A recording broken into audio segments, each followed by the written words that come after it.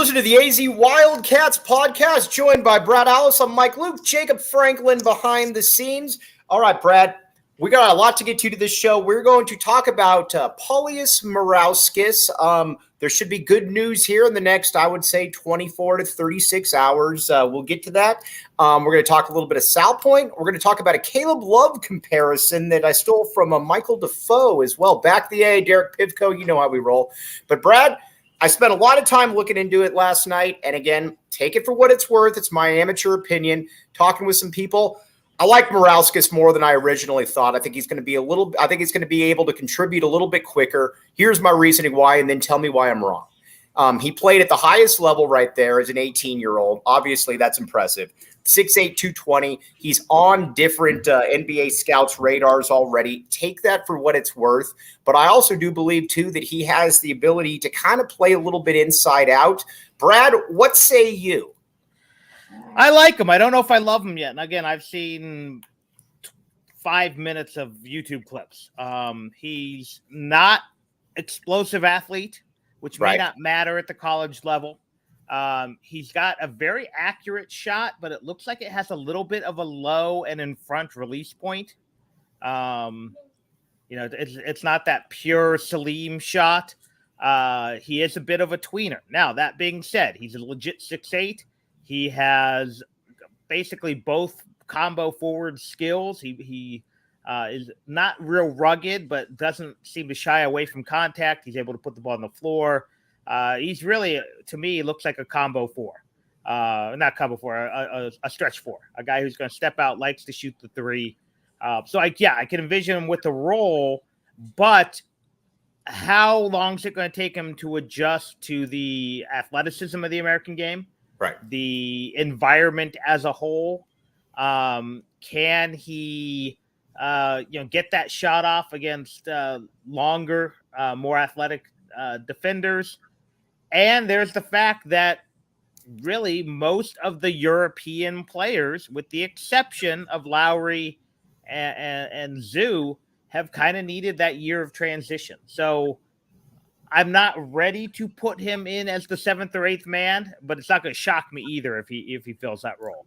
What we saw last year too is that Arizona needed guys that could shoot the ball. And you look at this roster now. We'll go through obviously over it a lot, but he would be a nice little addition there because you just look at last year's roster. Kerr was, at this stage in the game, we know Kerr's a 35% 3-point shooter is what he is. Ramey was kind of in that same boat. Pella is not a bad shooter, but he's kind of a standstill type player.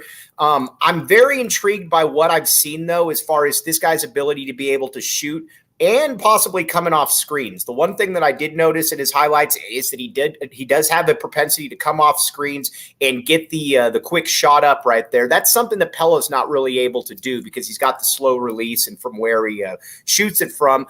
I think there is a unique ability or a unique spot for him. And again, I don't want to make him out like he's going to be Tabellas or something, but I do believe that he can get in there at that 10th or maybe that 10 to 12 to 15 minute role right there, William.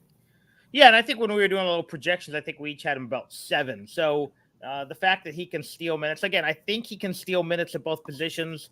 Unfortunately, him being the tweener that he kind of is he athletic enough to play the 3 and is he rugged enough to play the 4? Again, that's less of a concern in the college game when in many ways you can kind of try to create your own mismatches with his size, with his length, with being able to throw different defenses out there. So I'm not as concerned. That would be what my concern is at the pro level with all these people talking about 2nd round draft pick. Because at about 6'8", he doesn't look like he can play the 4 in the modern NBA game. Right. But he doesn't look explosive enough to be a 3-and-D guy. And again, it's hard to tell because I'm watching YouTube clips of him playing club basketball in Europe. I don't know who he's playing against. He could be playing against, teams with 6, 7, 8 fringe NBA caliber players, or he could be playing a bunch of guys who would get worked at Sporting Chance by your team on the weekends. I don't know. And that's the problem. It's not like I can look at his video and say, okay, that's Carter Bryant. Oh, that's Jamar. No, that's some white guy from Europe. We're gonna get to Aaron Gordon here in a second, Chad McDonald's. But with Murauskas, though, the other thing that impresses me the more that I look into it, though, is that he does play at the highest level. This isn't a situation, and this is no offense to our guy Philly B. We love Philly B around here, but Philly B was not playing at a high level of competition in Europe. Murauskas is playing at the highest level that he can in his country as an 18-year-old. That's something that does catch my eye as well. I would say this as well. If you compare those, I'll tell you 3 guys he's filmed. I'm just going to throw some names out there. Go ahead. Philly B, when I looked at his film, you're like, you could do some things, but I can't tell. Right. I couldn't tell. I mean, most of his best film was him alone in the gym. Correct. If you're going That's back, my best film as well, Brad. If you're a Bill Simmons fan, you know he talks about the Zapruder film of a guy playing against a chair. Remember Omar Tielemans, the guy who was there for like a week and a half? On his film, you said, oh, he's athletic, but he didn't do much else. Right. Compared to this, yes, I can see some noticeable skills. Again, my concerns are not with size. They're not with shooting ability. It's more raw athleticism. Is he strong enough for the 4? Is he quick enough for the 3? Can he get his shot off against comparable sized players? But his film's good. So I'm not talking whether the guy can play at this level, which I still don't know if Philly B can do. I looked at, Tielemans, and I'm not even sure I'm pronouncing that right, but it was like, is this guy Tielemans? This guy's Arizona good. Now, whether he is 8th, 9th man good for the rest of his career, or he's, whether he's Adama Ball or he's Azuolas Tubelis, that I don't know. And I guess that's the question. Yeah, that didn't work. All right. Let's see. Sorry about that. Now, yes, to answer your question, TLN, this will be the last addition to the roster. There is no other. There's nobody else out there. So this is going to be your team. Now, speaking of which, though, so you look at it. And we've talked about this before. And Jacob, if you could bring up that 6th, if you could bring up the roster graphic again, that would be fantastic. So let's look at this again right here. So again, you've got that top 6 right there is set in stone. Those guys are all, like we talked about, those guys are all playing 30 minutes per. I think to me, and this is just my opinion, I think it's going to be between Vasar and I think it's going to be between Paulie M, as we're going to call him right here, to be able to get those 15 minutes or, kind of that 15 to 20 minutes. I do believe Vasar is going to play, but I am curious to see how exactly this does break down because again, there's only going to be so many minutes to go around. And while every coach says that they're going to play 40 guys, they're going to play 10 guys, that never really happens. Lute would always say that, we're deep enough. And even when they are, they don't do it. So there's going to be probably 7, 8 men max. Who are you looking for those other 2 right there, William? I'm going to go to this. I can still envision a scenario where they play what I call the 8.5 man rotation. And if you want examples of that, I think the best one is the 2011 Miller team. Right. Where that the point guard from LA, whose name always escapes me, and I have no idea why. It's like a mental block. Whose dad played at UNLV, was the 1.5 guy. Who for Sean Miller? Yeah, 2011. He had the really big game in the NCAA tournament. I can't think of his name. He's from LA. His dad played for UNLV. Oh, Jordan Mays. He's Jordan Mays. That's it. I have a mental block on Jordan Mays' name. Right. But he was the half guy in the 8.5 man rotation. Some games he'd play 10 minutes. Some games he wouldn't play. So my guess is, the top 6 is good. My guess is Vasar plays. He's probably Ballow's primary backup. My guess is if he's as good as advertised, Paulie M plays because he can play 2 spots on the court. He can play the 3 and the 4. And then I'm guessing you're going to see a guard squeak in there for some rotational minutes as the half, as I call it. My guess is it's probably Lewis over Conrad, but we're talking 4 or 5 minutes a game. Then occasionally when you need more guards on the floor, he might get that 8 or 9 minutes. But again, to me, the big mystery is Krivas. Because he looks good to me. He looks more ready to play maybe than some of these other guys have. The only thing that worries me about Krivas, though, is I don't know because he's going to be, I think, pretty much a straight 5 right there, along with Ballo. So you don't have necessarily, you probably can't go with a lot of those different lineups. But like you and I have talked about before, you can easily make the case that Ballo's best for 25, 27 minutes per game right there. But then can Krivas jump Vesar? Because I think Vesar is going to get the bulk of his minutes at the 5 as well. Right. I think he will slide over. I think you can play those guys at the same time. But I think if Johnson's getting his 25 minutes and most of those are coming at the 4, and you got to get Polyam on the court, then you're running out of minutes. So you have a glut of bigs right now. It's a unique situation Arizona hasn't always had. But you could see a guy like Dylan Anderson have to redshirt. You could see a guy like Krivas be physically ready to play and just not have minutes. Okay, now sorry, I was looking for my pen and I believe I've lost it. I blame Jacob Franklin. Actually, I should blame Jacob Franklin because he asked me to get the headphones and it's buried under the headphones. That's on you, Jacob Franklin. By the way, Brad Rich, very funny. Put the wide vertical lens so we can see Jacob Franklin in the shot. Even then, I'm not sure that Jacob Franklin would be able to fit in there. The great Jacob Franklin. Now, a couple things. First, Tap and Bottle, as you know, the watch parties, William Brad Allis has been there. We got that coming back up for football, and we got that coming back up for basketball as well. You could see Brad Allis. You could see a future U of A nose guard or right-handed pitcher for Chip Hale, Tyler Allis there sometimes as well. Check it out, Tap and Bottle and the Four Peaks. We are going to talk a lot about the Four Peaks right here. Brad, come on. 4 fingers, come on. All right, now, the official brew of PHNX Sports. Check it out right now. You can go down there. You can check out Four Peaks Brew or Four Peaks Pub to keep up with the latest on Arizona's hometown brewery. Must be 21 years or up to enjoy Four Peaks. Please drink responsibly. Okay, now, realistic expectations for this squad.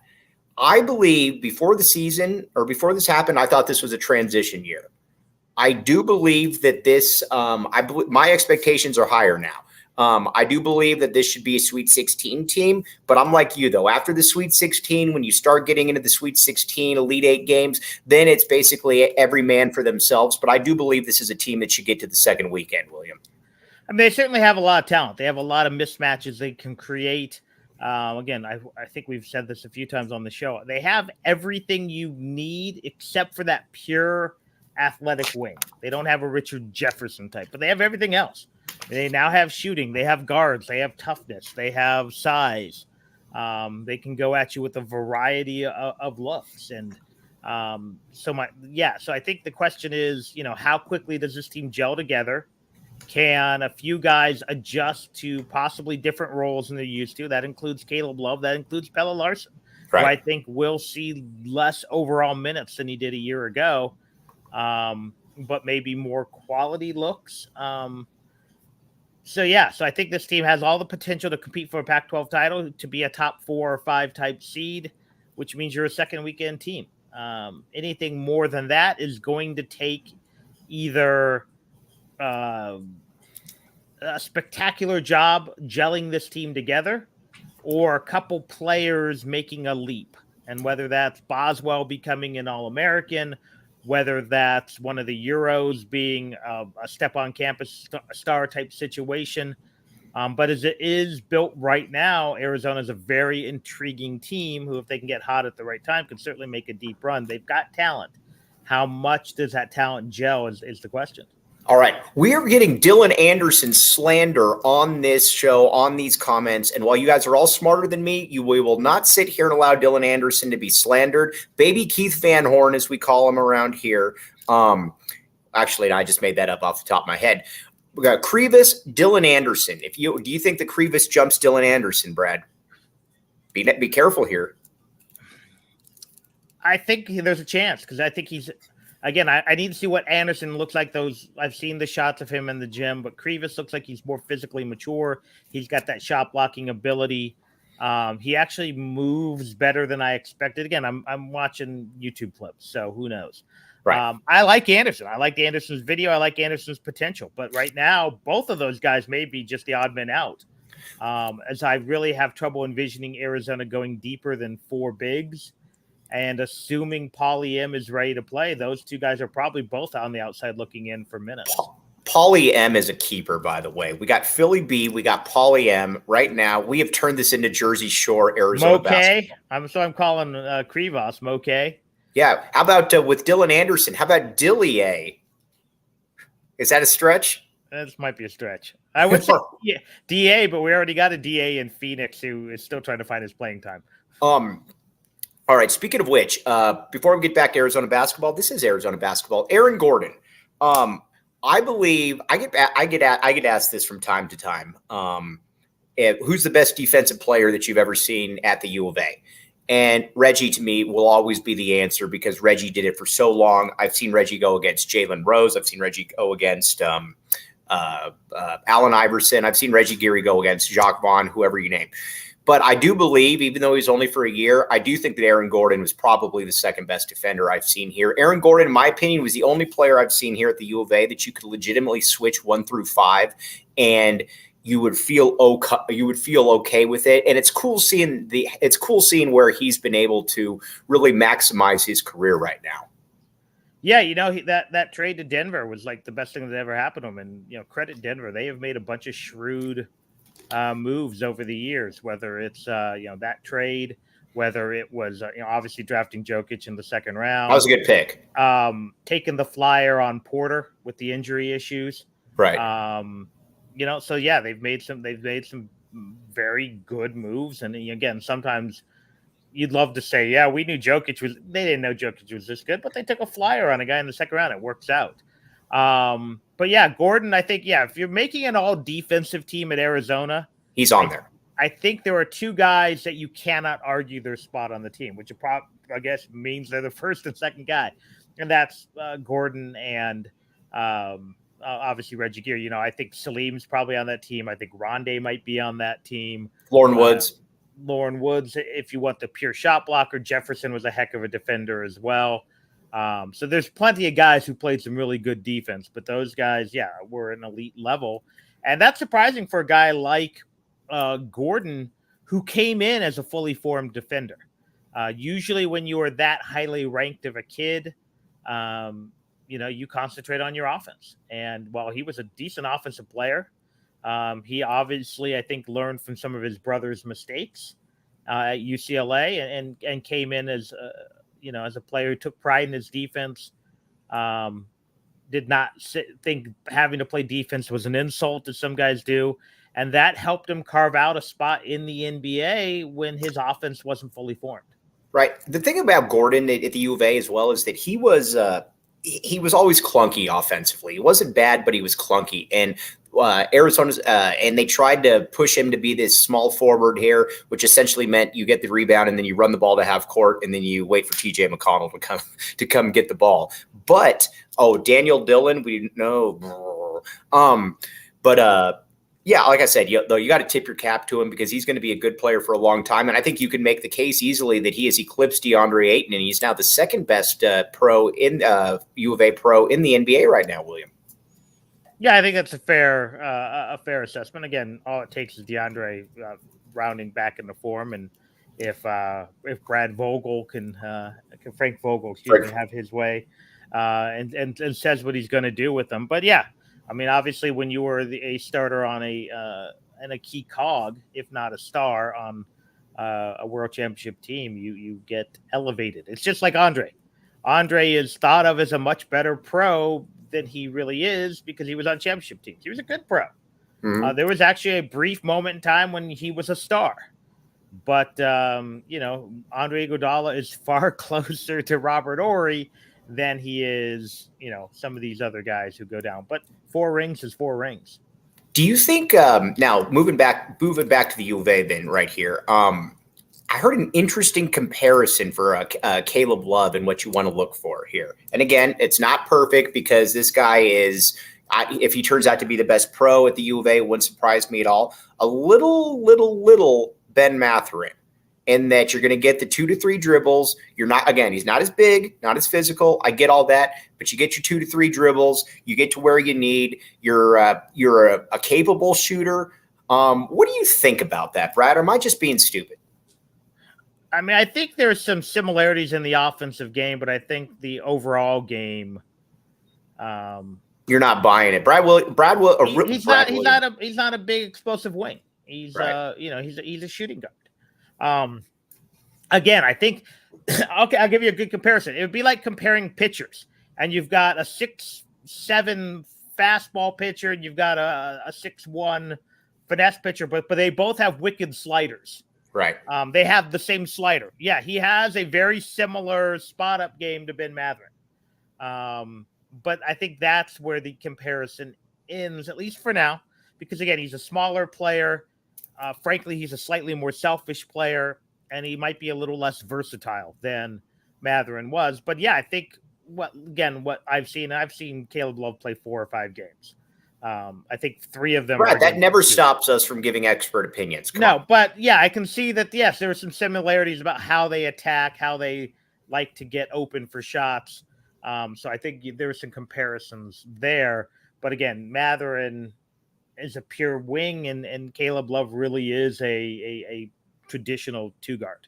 All right, now let's talk about, I want to get into a little bit of the upcoming players. We got some highlights that we're going to be playing here next. By the way, we have Carter Bryant's father coming on tomorrow. But first, Illegal Pete's.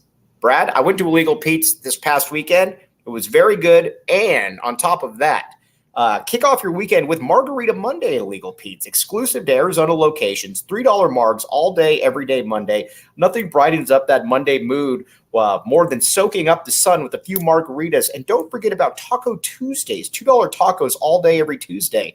Tuesday is today, William Brad Allis. Enjoy your favorite chicken, pork, and veggie tacos for just $2. So swing by and start your week off right with Illegal Pete's. And one other thing, Brad, how's your sleeping going?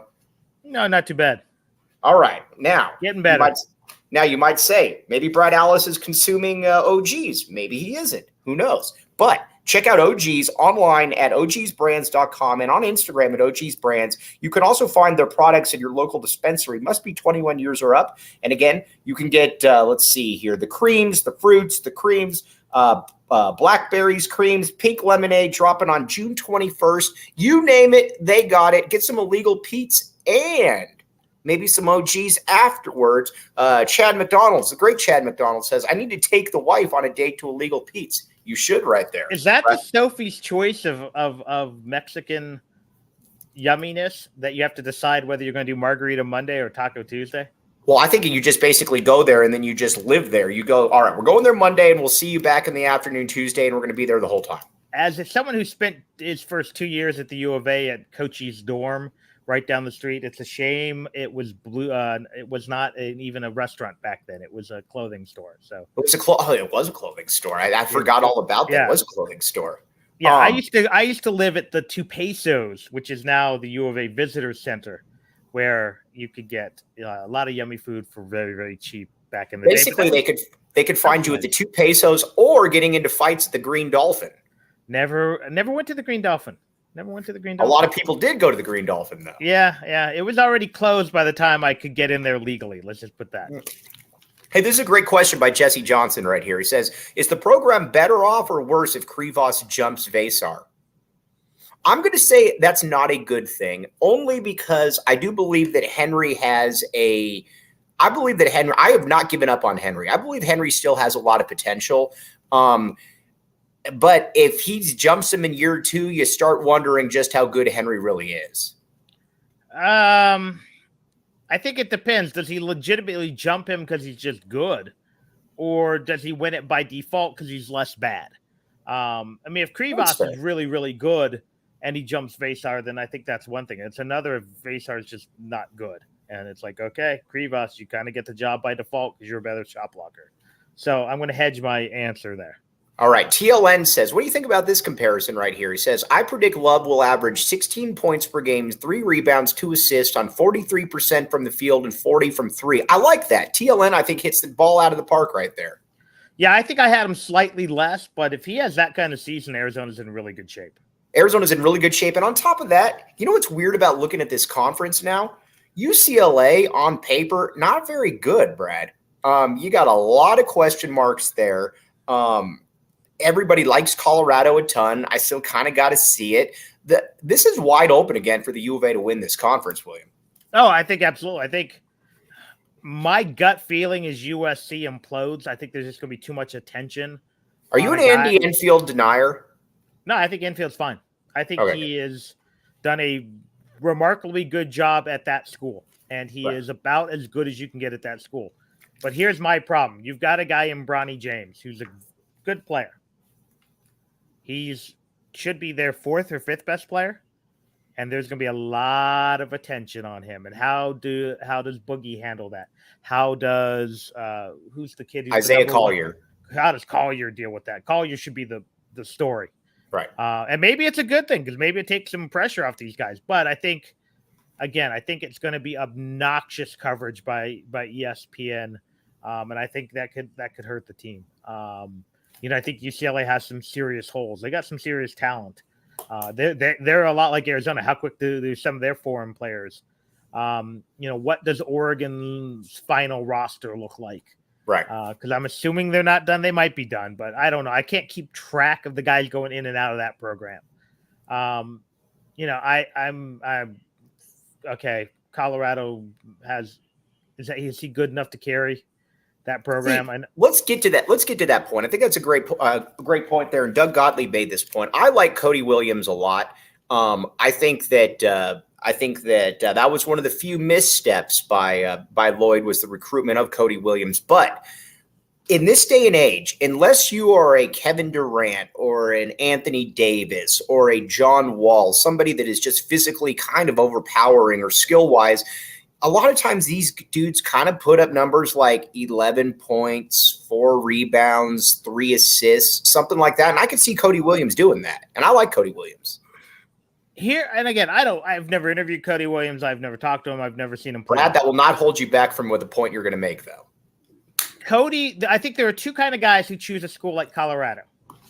There are the guys who really want that challenge, have a connection to the program, whether he's from Denver or his dad's on staff, or, we see these guys go to UNLV sometimes who really think, I'm good enough. I'm going to carry this program. Right. I always kind of figured McCoy, who went to UNLV. Brandon McCoy, yep. I really think they really thought they were good enough to carry that program back to old heights. And they were really good players. They just weren't that good. He wasn't Larry Johnson. Cody Williams, to me, feels like the guy who saw his brother succeed as a big fish in a small pond. But he doesn't seem like a guy who says, I want to take Colorado to new heights. I want to be, I want to be the guy to take them. I can single-handedly carry them to the promised land. He doesn't seem like that guy. He seems like that guy who's going to be, I'm going to be really happy averaging 15 as we go 20-10 and get a 9 seed. Right. By the way, Chad McDonald. That's what it seems like to me. I don't know if we could put that up or not, but Jacob, if you want to put it up, if not, it's fine. But Chad McDonald's with a very, very funny remark right there. I still can't get over that, but it's true though. Tad Boyle feels like Boyle. Go ahead. I was going to say, I'm not sure he's that fun. Yes, even that's still fun. But yes. He's like the white bread with a dash of vinegar of coaches. Chad McDonald's, you do win the internet today. I will yes. Like I said, that's I will keep that for another time right there. Now back to I talked with Reggie yesterday about this, and he did say that he was far more enamored with this team's defensive potential than last year's. And basically he just went with it. He said, you got 2 physical guards, which means a lot. You've got Pella, who's a physical player. Azuolas Tubelis, while he can do a lot of things, Keshad Johnson is going to be a better defender from day one. Arizona does feel like it could have a much better defensive prognosis than it had at this time last year. Yeah, and I think what you do is you've just got more physicality. You've got more mental and physical toughness. You've got a little bit more athleticism out on the wing. I mean, They're going to give up some size because I really think regardless, they're going to start Caleb Love and or Pelle Larsson at the 3. Mhm. Those guys, so they're going to go with the 3-guard lineup. But Love, while maybe not an elite defender, is a willing defender. He's athletic. I think obviously you don't play at Alabama to the level he did without being a comparable defender. I think Boswell likes it. Obviously, Kashad Johnson's a guy who likes playing some defense. So yeah, Ballo has always been a willing leader of defender. men. You throw in, maybe the bench is where you start questioning it a little bit. But Pella's a willing defender, not always an effective defender. That seems to be a strength of Krivas. If he happens to crack that rotation, he's a shot blocker. So yeah, I think you have the potential is there. And again, that mismatch potential. If you're going against a smaller team, you throw out size at them.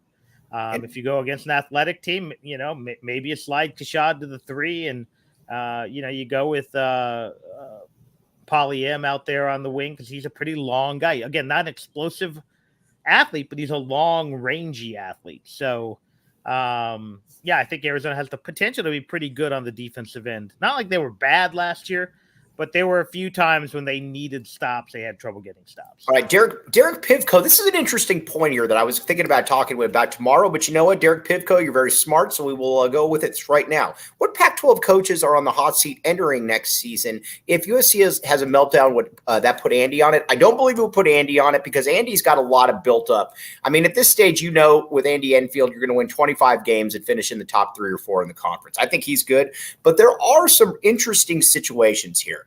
Has Stanford essentially thrown in the towel on ever trying to be good at sports again, William?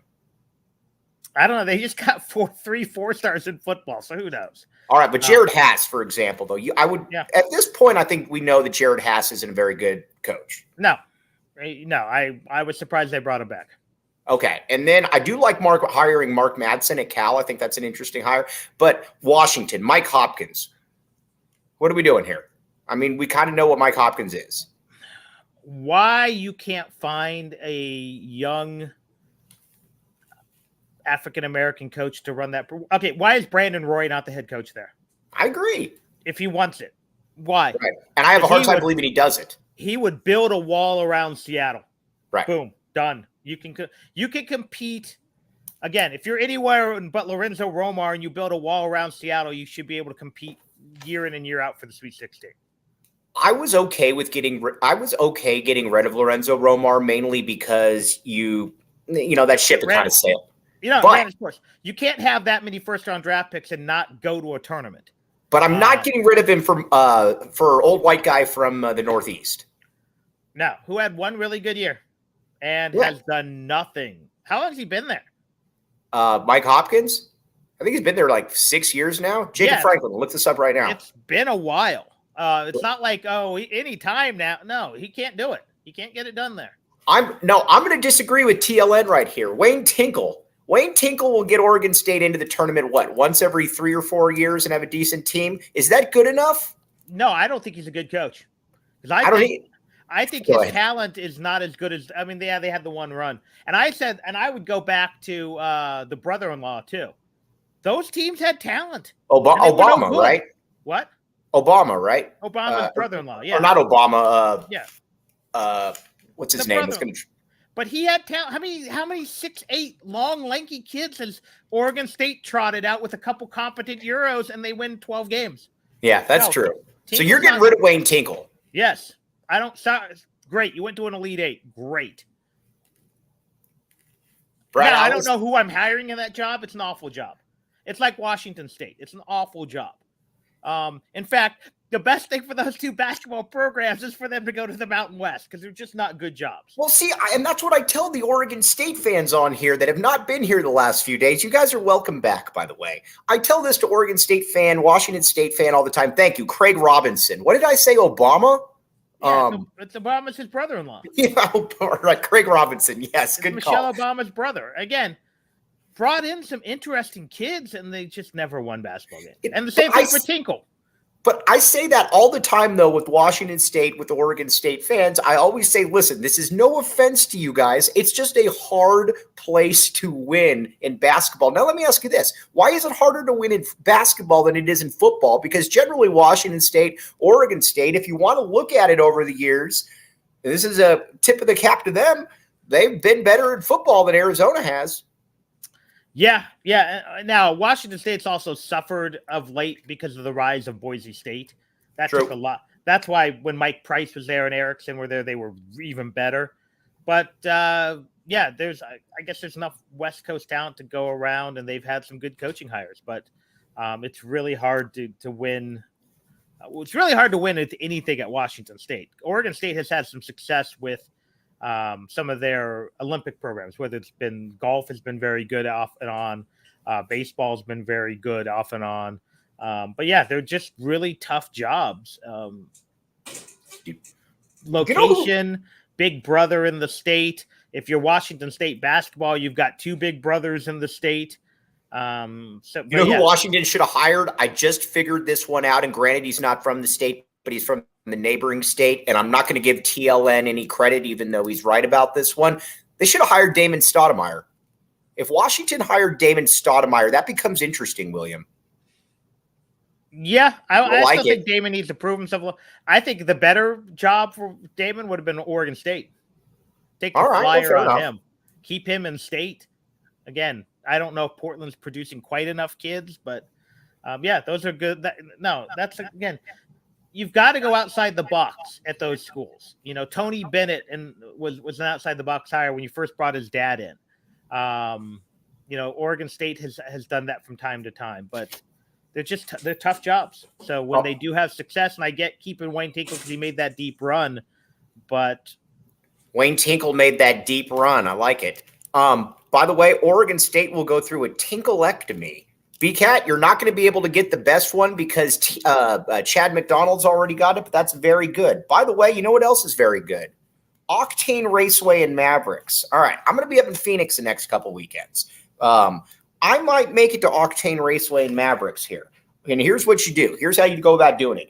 Book some fun this spring at Octane Raceway and Mavericks, kart racing, virtual reality, laser tag, axe throwing, bowling, arcade, great food and drinks, tons of different events throughout the summer. Check out Octane Raceway and Mavericks.com right there. You will be happy that you did. And Mountain Mike's Pizza. Brad, when was the last time you went to Mountain Mike's Pizza? Be honest.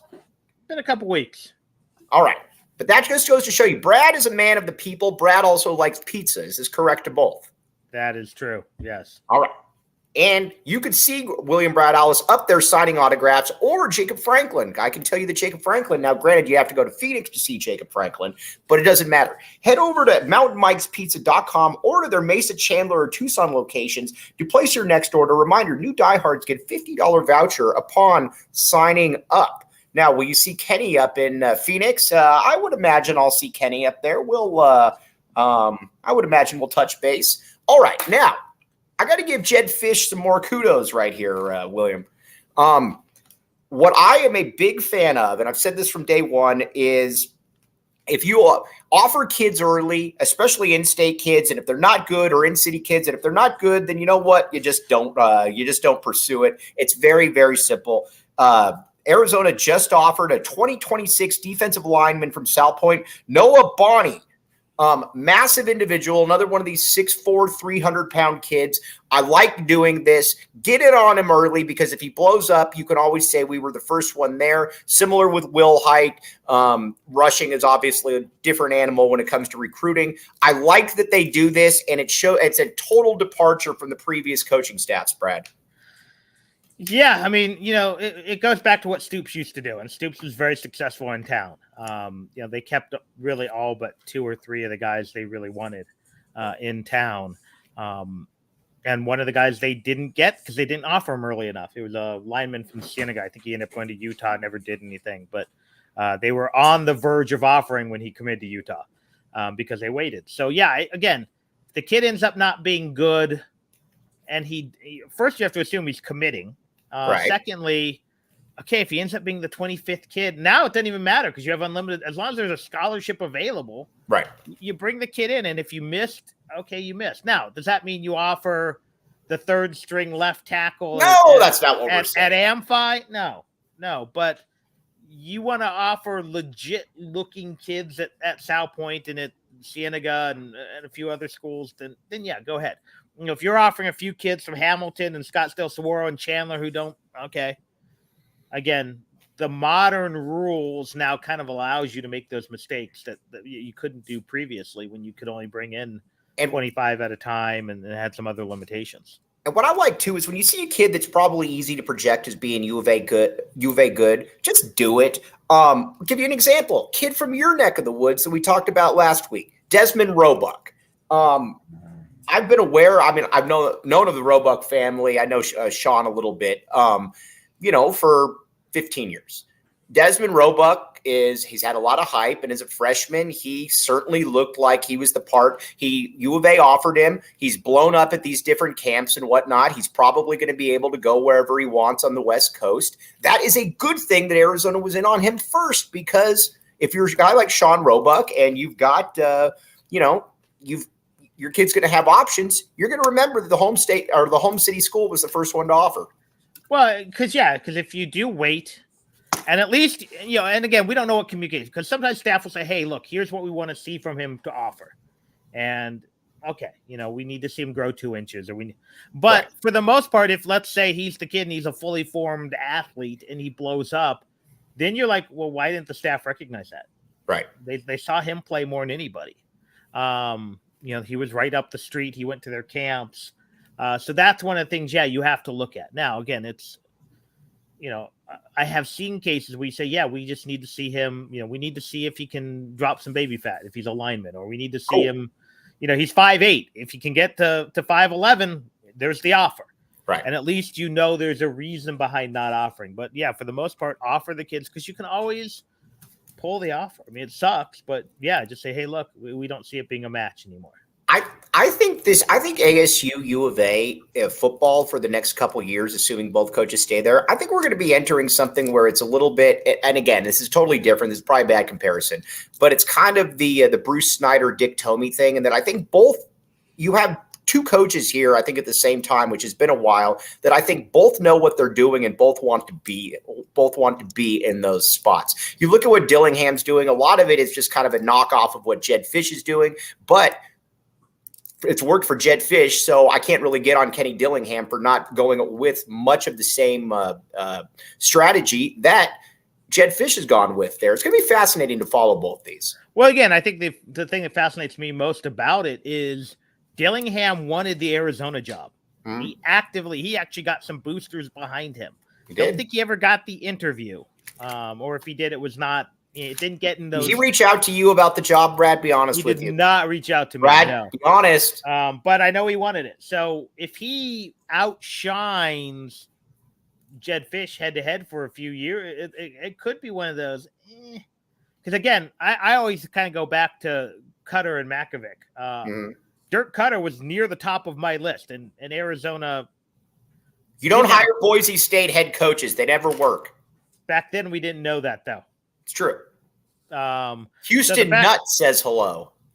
So the fact that, and the dog's letting the light in, the fact that, he outperformed John Makovic, and then again, most of us did, hurt a little bit more considering he was a guy, I think Arizona fans. Want to hear something crazy? John Makovic in his first year at the U of A had 8 future NFL players on that roster. Arizona has not had 8 NFL players, it feels like, in the last 20 years, Brad. And I'm guessing a couple Stoops teams were close, but he's also a bad call away from going against USC from going 500. Bobby Wade ran that back for a touchdown, and they missed the call, and there was no instant replay back then. For sure. All right, Brad. 6-5 the next year. You might have had John Makovic for 2 or 3 more years. Did Nate Rady ever find where John Makovic is coaching? Was he coaching in Japan recently or something? Not recently. He coached in Japan right after leaving Arizona, actually. Yeah. All right. Won some kind of internet, but I think he was coaching American players in Japan. Last I heard, and again, this was years ago, he was living in one of the desert communities in California.